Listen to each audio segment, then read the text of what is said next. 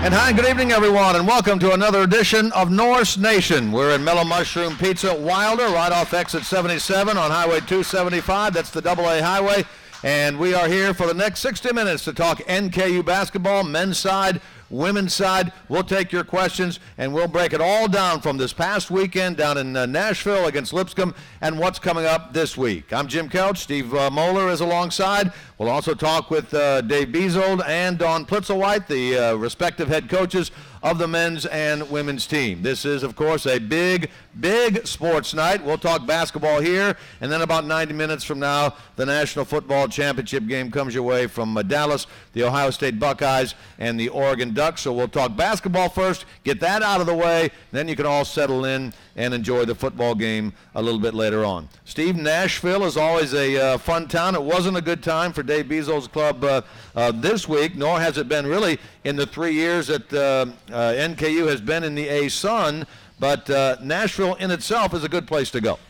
It's a great destination city, and as you and I found out you just Friday night and Saturday night, we found some really great music, and just it's a fun town to be in. And, you know, Coach Bezold wasn't real pleased with the effort he got, but it was just one of those tough nights shooting that we'll talk about more later.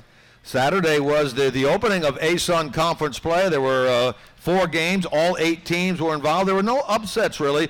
Upstate was a winner at home over Kennesaw State by 3, 68-65. That could have been a potential upstate. North Florida won on the road at Jacksonville, 86-63. That was the only road team that came out with a win. Florida Gulf Coast picked to win the league. They won handily, 72-50 over Stetson. And then, of course, our Northern Kentucky Norse fell at Lipscomb in Nashville, 80-61. We have the head coach, Dave Bezold, of the men's squad with us. And Dave, I know you would have loved to have enjoyed Nashville a little more, but so far it's one of those spots for your club that you have not been able to come away with a victory in, and Saturday night was no exception.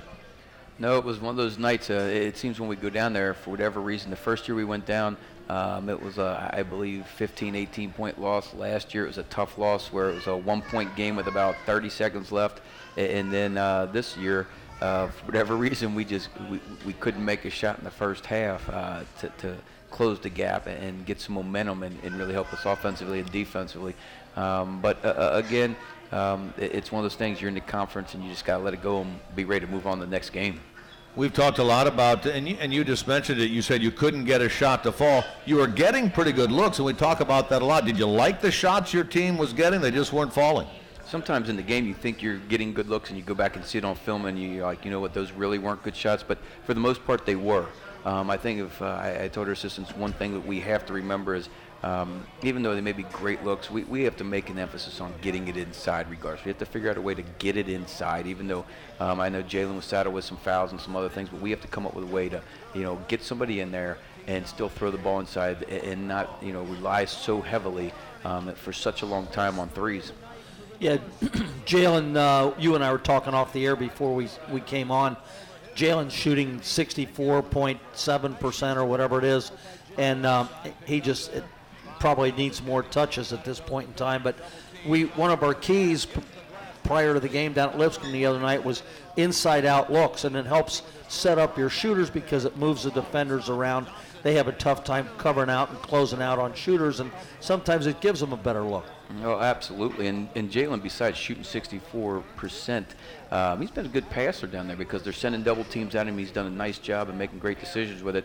But again, we've got to do something. If Jalen's not available, we've got to have another presence in there that can be multitasking in there, which is being able to give us a threat to score, and also if they do come after the double, be able to find our shooters. You bring up a good point because Jared Bryant started the game. He starts his second game in a row, and the first 2 or 3 possessions, he looked like he may be in a kind of a groove early on. Did you think so also? Oh, absolutely. Thought, okay, he caught the ball. He did a nice job. And then after that, when we put on the film again and showed him today, it wasn't the same effort as the first couple possessions that we had where he got positioned deep in the lane, a foot away or two, and made some nice plays. After that, it just seemed like we drifted. And it's our fault, responsible as a head coaching staff or as a staff, to make sure that we tell them, when they come out, timeouts, hey, we're too deep. We've got to get deeper post position. We've got to hold it and look for some other angles for him because he's got a nice skill set to him.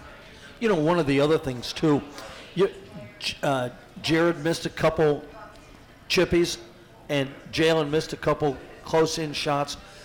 The way the rule is being interpreted this year, that freedom of movement thing, when a post guy catches the ball, if they make a power move to the basket, 9 times out of 10, they're going to get a blocking call on the defender, and they're going to, if they use a backboard or finish the shot, they're looking at the old-fashioned 3, going to the line and finishing up. But we had some pretty good action inside. Jared played well, as Jim was saying, and maybe he can come along and you get a 2 or 3 man rotation with he and Jalen and Jake Geisler, and it sets up that inside outlook.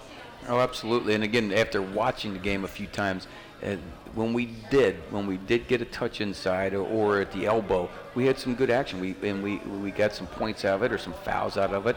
But again, there were too many stretches and too many minutes in between us doing that, and that's a responsibility of the staff to make sure that there's balance. And that first half, we really got out of balance. Yeah, I don't know if you noticed this or saw this, but at the 15:54, the first dead ball timeout, it was 9-8. And then in the last 15:45 of the half, you scored 14 points in the last 15:45 of the first half, and being down 10 at the half. And when you're down at 10 at the half and come out and don't start quickly right away, gets you in a hole, and it was a tough thing to recover from. Oh, absolutely. And then again, the second half, we felt pretty good going at halftime, going, man, we didn't shoot the ball well, and we're only down 10. We thought, right. Heck, if we make a couple of these shots, Jalen's back on the floor, we'll get a chance here. We'll chip away and we'll come away. We'll make this a possession game here at the end, and we'll find a way to win it. But we came out defensively and had 3 straight stops, but on the other end, we didn't close the gap offensively. So, and again, that's something that, we've just got to be able to make those plays. And the other thing I was disappointed in, it was a 9-point game. And then within, I believe, 90 seconds, it turned into an 18-point game. And those stretches have gotten us in games, whether it be Northwestern or whoever, when the lead extends, it doesn't extend over 3 or 4 minutes. It extends too quickly. So we're not understanding game situations still and understanding what an offensive possession can do if you just run the clock and just kind of get some momentum out of their sails a little bit. So there's some things we still have to manage better that way. Right.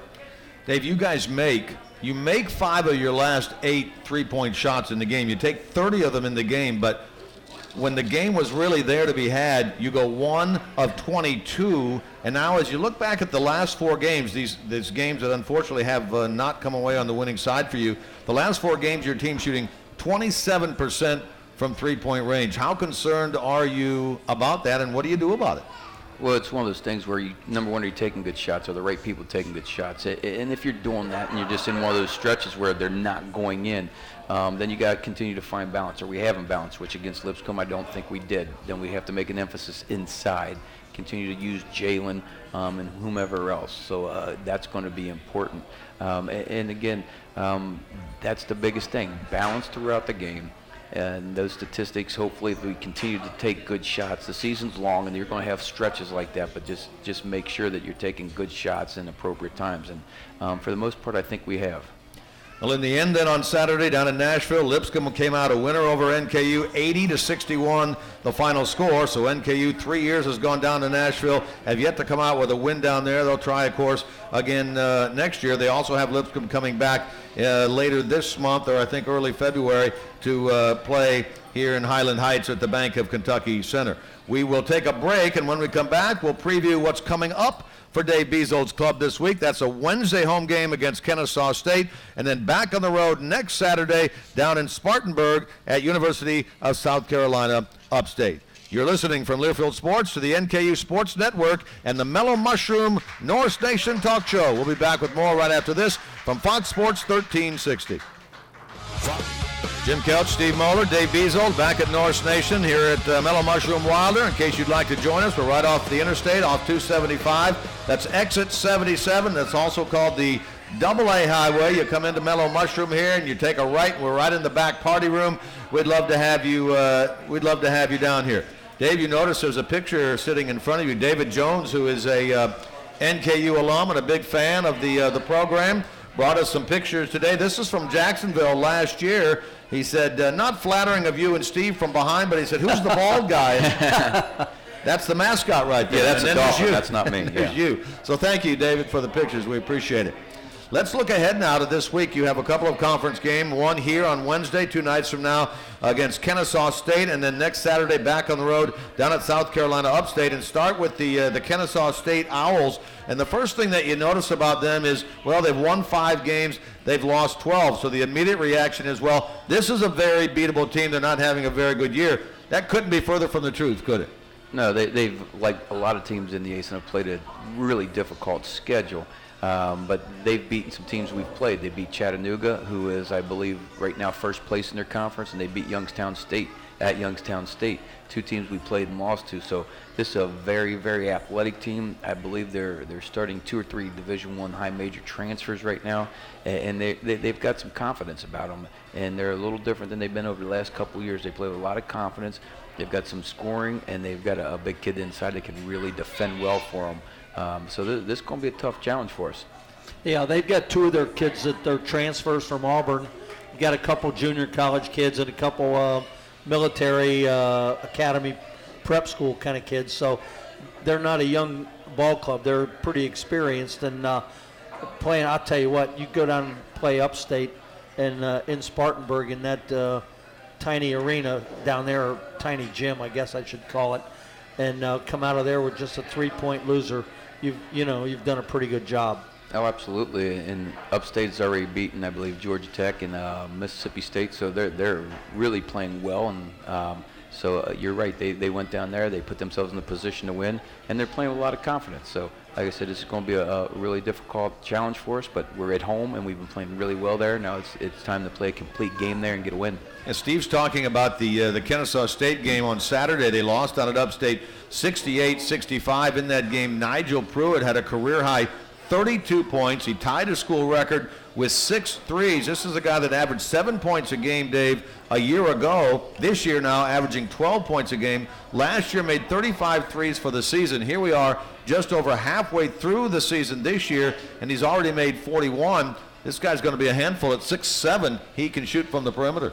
Absolutely, and he's one of the kids that scared me last year. He's a tremendous shooter, and this year he's added some things to his repertoire. He doesn't just stand and shoot. He'll put it to the floor, and he's get to the free throw line. In order to get 30-plus points, you just can't make threes. You got to be able to get points at the free throw line, and he's doing that for him, playing with a lot of confidence.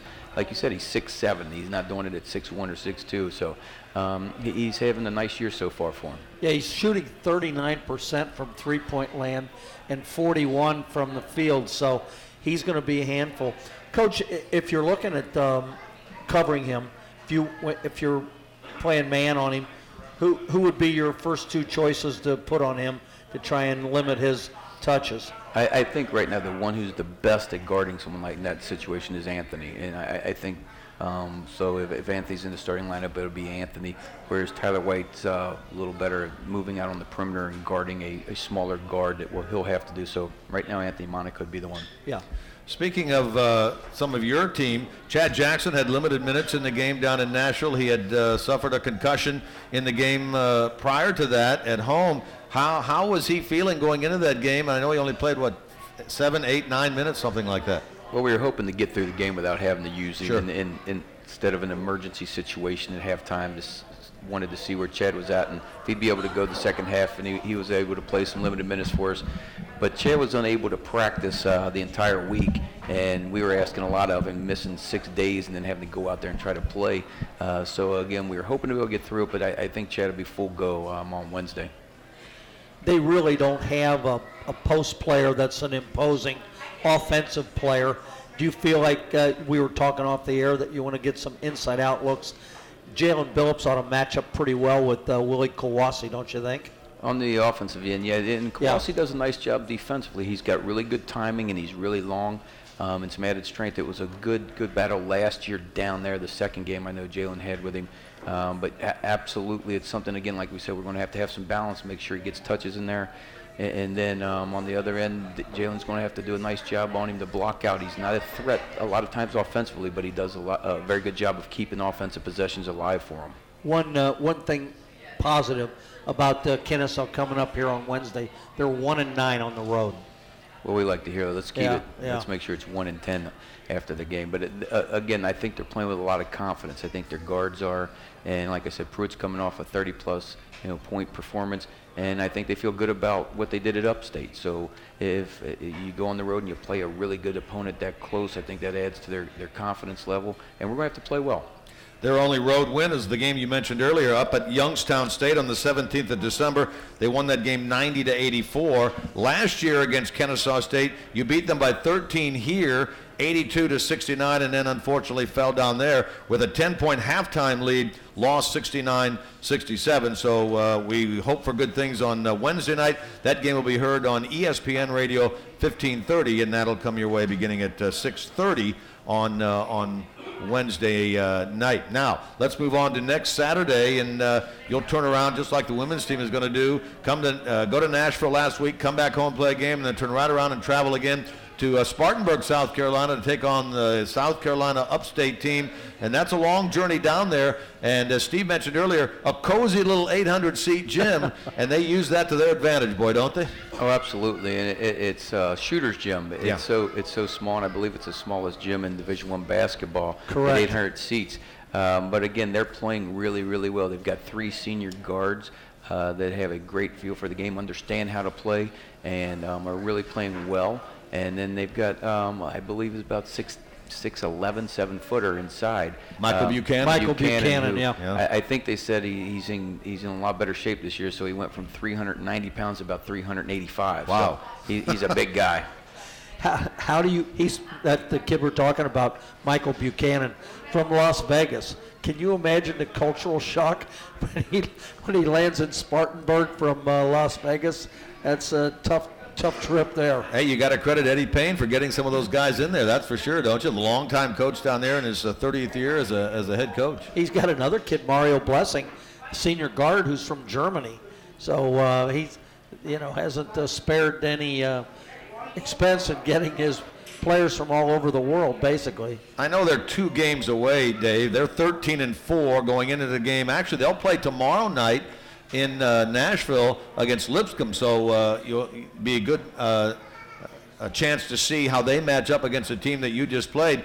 13-4 going into that game, and for those who care, from the mid-major poll, they are rated number 15. You guys had a big win down there the first time you played them 2 years ago, and since that time have struggled against them, haven't you? Well, they've been good, and we did a great job down there. Ashante Jones had a really good game for us down there, make some big plays, a heck of a road win. Then we played them at home that year. I believe it was a 4 or 5 point game, but last year again we played really well down there for probably 3/4 of the game, and they had a stretch where they broke it open from maybe a 4-point game to about a 12-point game. So we're going to have to eliminate that stretch and really play well. Yeah, down there last year, the game was tied at 35 at halftime. My note here says you guys were down 4 with a possession with 3.5 minutes to go. That ended up being a 73-64 South Carolina Upstate win. Here, last year in early February, you fell in that game 76-59. They have a terrific outside shooter by the name of Ty Green, who's a senior, and he's a handful. Oh, absolutely, and he's one of those kids that as a coach you really respect and would love to have in your program, because he's not just a shooter. He has so much energy and plays with so much passion. He's fun to watch if you're not playing against him. He's not just a shooter. He can score. He can take you off the dribble. He's also a tremendous competitor on the defensive end. So he's a heck of a player, and he'll be up for Player of the Year in the conference, I believe. He was also one of the kids that they were picked for the ASUN first team preseason pick. He's one of those kids that knows how to play the game. He's got good instincts for the game, don't you think? Oh, absolutely. And again, it's on both ends of the floor. He understands offensively movement and how to get open, and he's very crafty with the basketball. And then defensively, they're running a zone, and he does a tremendous job of understanding, space and managing of his space and helping in the spots. And he's having a heck of a year, and it's the reason that the record is what it is right now. Yeah.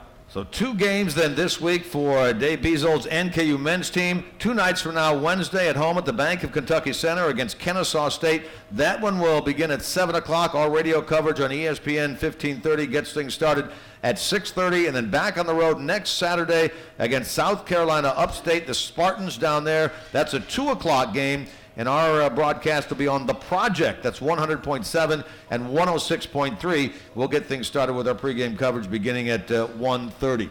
Dave, thanks for coming down tonight, and good luck this week. We look forward to talking to you on Wednesday prior to the game. Thank you very much, guys. Okay. That's the head coach of the Norse men's basketball team, Dave Bezold. This is Norse Nation. We are live from Mellow Mushroom Pizza, the Wilder location, and we'll come back with more Norse Nation right after this from Learfield Sports. This is the NKU Sports Network on Fox Sports 1360. Fox Sports. Back at Mellow Mushroom Wilder, we talk NKU basketball, first on the men's side, now on the women's side at Norse Nation, and we're pleased to have Dawn Plitzuweit, the head coach of the NKU women's team, joining us now. And Dawn, congratulations. First of all, since we talked here last week, you've posted a couple of wins. You won on Tuesday over Georgetown, 78-57, and then right before the men's game on Saturday down in Nashville, you had a big win down there to start the conference season, 81-70. So I would imagine you're feeling pretty good right now. Well, Jim, it's good to be here. It's a lot easier to come sometimes on Monday nights after you've had a good week, and we've been really fortunate. We played 2 very good teams, one at home, one on the road, and found ways to be successful in both. Well, we want to talk about both the Georgetown game and the Lipscomb game, but we want to throw out a prop. You guys have won 2 in a row, 6 of 7, and we'll go into action this week with a mark of 10 wins and 6 losses. So let's go back and talk about the Georgetown game, your last non-conference game. You played that last Tuesday. You win 78-57. You led at halftime by 14. What were your, if you can remember back, your overall thoughts on that one? Well, Georgetown is a very good NEI team, 25th in the country. They're a team that can really score the ball. They've got 2 kids, Devaney King and I'm trying to remember the other kid's name at this point in time. Yeah, the Foster kid that can really, really score, and they did a great job for Georgetown. When we were able to finally separate from them is because we were able to turn them over. So we gave them some different pressure looks, but just to guard them in a half court, they were very solid, and they were a very tough matchup for us. You and I were talking off the air to jump ahead just a little bit. You played a Lipscomb ball club that gave you some really different looks defensively. You were talking about you turned Georgetown over with your defense and changing pressures. Tell the fans, if you would, about the drop zone that Lipscomb was playing. Well, Lipscomb started the game in a man-to-man, and they switched a couple of screens, a lot of the perimeter screens, and then they changed to a 1-2-2 zone that drops the point guard down in front of the post kid or a post player that's on that side, and then she comes back out. Really, it's a different type of a zone look. The only team that I've really, I guess, coached against that runs something somewhat similar to it is Northwestern College, and even that had some different nuances to it. So I think in those type of scenarios, you look at what kind of alignments can we put our players in so that they have the spacing that they need, that they can create the shots that are makeable shots for us. How do we take care of the ball against it? And so that took some time to figure out because that was something a little bit different. Well, you moved the ball really well, and you had good spacing. And first half you shot 41% from the field and 37 from 3.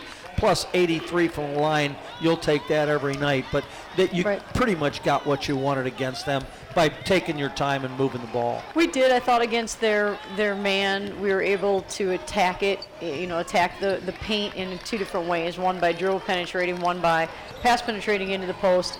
The second, after we had some success with that, they went to that point drop down zone. I don't even know what it is exactly, 1-2-2 or what they call it exactly. And we had some success against that. Then they went to, in the beginning of the end of the first half, I think in the beginning of the second half, went to a run and jump. And so we saw a couple different looks during the course of that game. But I really thought what was key for both of those games that we played, Georgetown College and Lipscomb, again, was that we were able to do something defensively to take them out of their rhythm. In Georgetown, what we had to do was try to find different ways to put them in pressure situations. We tried by trapping ball screens. That didn't work very well. Then we went to some full court pressure and then some half court traps, and that had a little bit more success. Against Lipscomb, we really had to try to keep the ball out of Ashley Southern's hands. Ashley Southern is a phenomenal post player.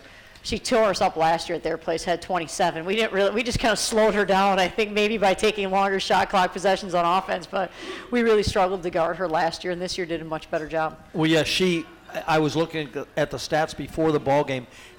Ashley Southern led them in just about every statistical category that there is.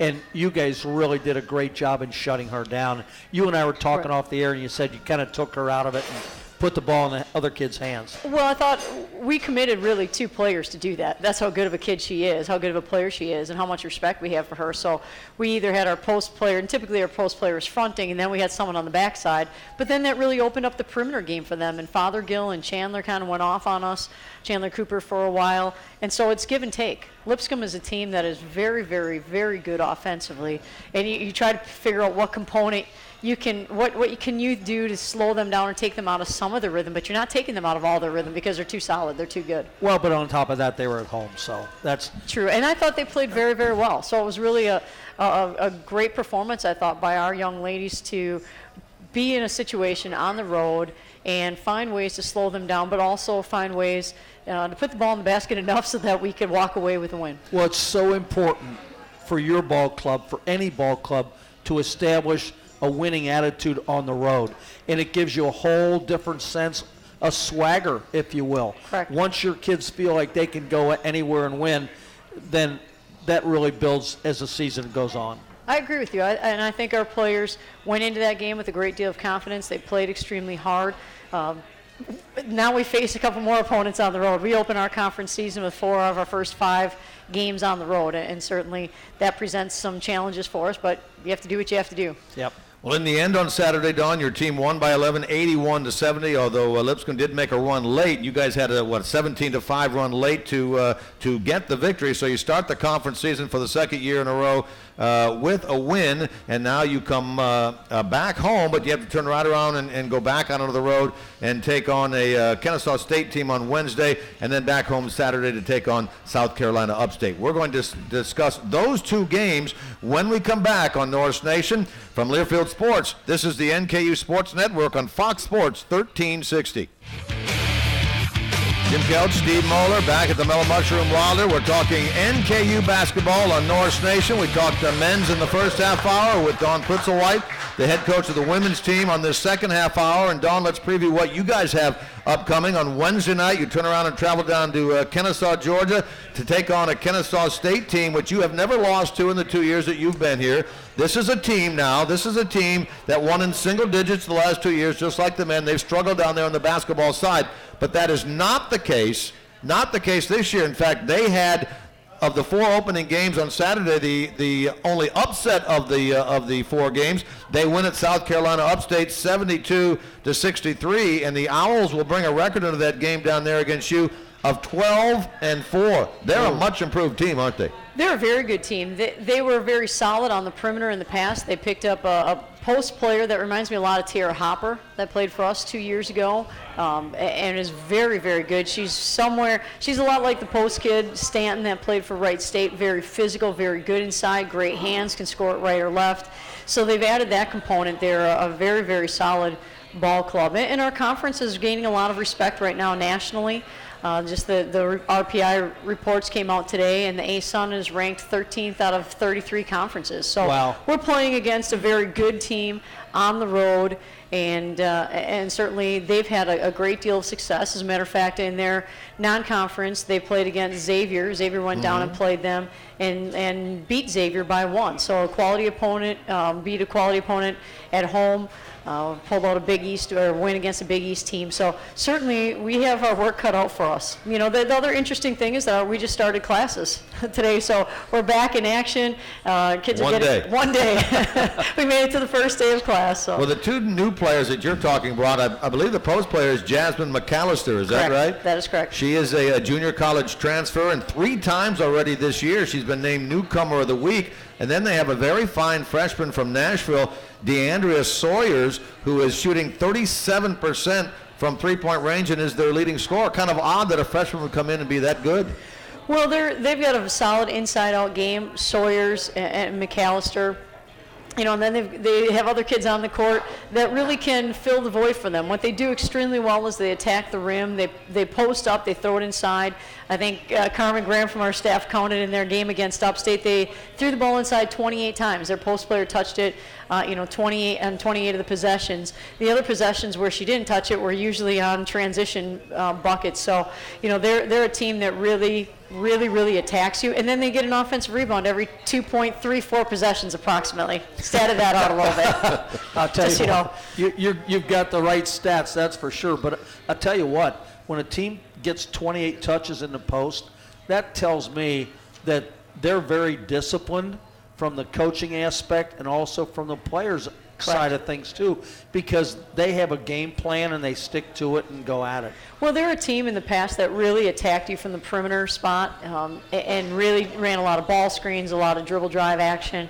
And this year they still run those same looks, but then they have added the component of getting in the ball inside. And they've got someone inside who, in traffic, catches it, in traffic makes good decisions with it, and in traffic can score it. So that's really another tough matchup for us. The good news is we've played against some very quality opponents in the non-conference, and even Lipscomb and playing against Southern, we've at least been aware of post players who are very solid and tried to find ways to take them out of what they're looking to do. Well, you don't want to minimize either what you've accomplished to this point. I mean, you've had some huge wins. Correct. Beat the University of Cincinnati, beat Delaware. I mean, you've played a tough schedule too. So I mean, it's going to be a good run for you guys headed here into the first part of the conference season. Well, and I think our players are really excited about it. Yeah. Today was our first morning practice because of our new class schedule. We had morning practice, so I wasn't really sure how that was going to all What time did you work start, out. Coach? It wasn't too early. It was about 8 o'clock in the morning. Okay. So it wasn't one of those 6 o'clock in the morning practices. It wasn't 5:30 in the morning. It was 8 o'clock. But and they did really well. I mean, they're really focused, and they want to have a good year. So you guys will leave then tomorrow for Kennesaw and have a 7 o'clock start down there, but that's a long journey back. I hope no one has a very early class on Thursday because there are going to be some worn-out young ladies. Well, we debated about how we were going to handle that. We talked to Ken Butoff about charter flying, but that didn't go over very well, so we tried. Went over well with you guys. Oh, sure did. I thought it was a great idea, but we're working on that for in the future. Sure. So, Now, not to interrupt you, but I heard Just thought I'd throw that in there. heard you make the comment when Ken opened his wallet up, a moth flew out. Ouch, Ken, I didn't say that. I think Ken Butoff is very supportive of our program. I think he's a great athletic administrator. Well, so good luck down there on Wednesday. Then you'll come home and do the opposite of the men. You'll have South Carolina Upstate here. That is a team that was defeated by Kennesaw State on Saturday by 9. They'll bring a record into that game of 8 wins and 8 losses. And I guess when you look at that team, a couple of upperclassmen come to mind, Charmaine Edwards and Brittany Starling, right? Brittany Starling is really, really tough. Edwards, and they're a team, again, that really is very athletic. Their perimeter kids can get to the rim almost any time. They space the floor and they try to penetrate from the top, from the wings. And then they throw Starling's a kid that they throw the ball to inside, and they just throw it up and she catches it, and that makes things happen. And if she misses it, which doesn't happen all that often, but when she does, then she goes up and tries to offensive rebound. So two teams that play in some way a similar style. So, in our conference, it's a very athletic conference, a very fast-paced game. So transition offense for us is important, but really conversion defense is really critical at this point in time. Well, I'll tell you the thing about the ladies' game is the way the shot clock is. You, like at Lipscomb, you had a 10 or 12, 14-point lead at one point in time. I think it might have got to 16, but it was 10 with 3 or 4 minutes to go. It's still a game. There's still quite a few possessions left in the game. Absolutely. Correct. And we try at that point in time to work the clock. Although there's some times when, and I think this with our team and a lot of teams, is that there are certainly other opportunities where you don't really want to pass up open shots early, because sometimes against really good teams it's tough to get a shot late in the shot clock. Yeah. So that's kind of a feel for where our players are at and how they're feeling, and if they feel like they have a really good opportunity to take it. Well, and it's a tribute to the coaching staff too. If they feel comfortable taking those shots early in the shot clock, down late in the ball game, and shooters, they don't have a conscience anyway, and so you just That's want true. that's That's a good thing though. Sometimes Yeah, that's a very good exactly. thing. Right. Don, we'll let you get out of here, but with one generic question, and that is, the conference has been dominated by the Florida teams, Florida Gulf Coast and Stetson, over the last, 3-4 years or so. Are they still the main powerhouses that you guys have to go against? Right now, I think every team is a powerhouse that we go against, but I think they're the two teams that have been at the top of the conference. They're the two teams that continue to be at the top of the conference right now. They've had great non-conference records. They're playing really well. Had a great match. Florida Gulf Coast and Stetson played each other at Florida Gulf Coast opening weekend, and it was a 2-point game. Florida Gulf Coast pulled it out at home. So certainly two very, very quality teams. And our reward after we were on the road for the first 5 games, when we come home, we get to play those two teams, so that'll be a lot of fun for us. Yeah, that final was 57-55. Florida Gulf Coast won that one over Stetson. I bet that was a heck of a battle. It had to have been. You know what? I really haven't even had a chance to watch it yet because we've been focused on the next opponent, which is Kennesaw State. The coach at Gulf Coast told them if they didn't win, they couldn't go to the beach. So rough life, isn't it? Don, thank you for coming by. I know you've got a lot of work yet to do tonight, so we appreciate it, and good luck Wednesday night, and then Saturday night. We'll talk to you again here next Monday. Sounds great. Thank you so much. All right. Okay. Don Plitzuweit, the head coach of the NKU women's team. Want to remind you that how you would like to win a trip for 2 to sunny Florida. That's in the Norse Nation Vacation Sweepstakes. Go to NorseNationVacation.com and register for your chance to win round-trip airfare for 2, a rental car while in Florida, hotel accommodations, plus game tickets and VIP access to the NKU Florida Gulf Coast University men's game on January the 31st. Powered by Ford, proud sponsor of NKU Athletics. Complete details at NorseNationVacation.com and register for your chance to win. We'll come back with our final segment of Norse Nation on this Monday night from the Mellow Mushroom Pizza Wilder. Right after this, from Learfield Sports, this is the NKU Sports Network on Fox Sports 1360. All right, final segment of Norse Nation on this Monday night. Again, we'll be here next Monday as well, January the 19th from 7 to 8. We'll go back to ESPN Radio 1530 next Monday when, again, we talk with Dave Bezold and Don Plitzuweit about basketball and what happened to them respectively against Kennesaw and against South Carolina Upstate. We just have 3 or 4 minutes here. We want to talk about a couple of things. One, this week a report came out regarding the academic portion of the student athlete, and NKU did very, very well in the fall of 2014. They turned out to be a stellar semester for NKU student athletes. They combined to post, this is great, Steve, the highest GPA since NKU began recording student athletes' GPAs since 1983. NKU in the fall of 2014 had a combined GPA of their student athletes of 3.22. How about that? That's tremendous. That's what it's all about, recruitment of student athletes. Well, it marked the 7th consecutive semester in which NKU student athletes have posted a 3 or better. We want to congratulate the top teams of them all. Men's tennis, my good friend Brian Nestor, he had his club at 3.7 as a GPA. Second was volleyball. They had a 3.5. Let's see here. 3.6 for women's cross country. The women's tennis team checked in at 3.6, so we are very proud of what the student athletes did. And I know it's hard work to be an athlete and combine the student part of it, and so we really got to tip our caps to them. Absolutely, and I'll tell you one other thing real quickly about that. People that hire graduates, they look for kids that are athletes because they know they can budget their time, handle their practices and their academics both. So. Well, you were a coach and you were an administrator in college, and so you know how important this kind of stuff is. That's what it's all about. That's why they're here. That's why kids come to college, to get an education and to be able to participate in their sport.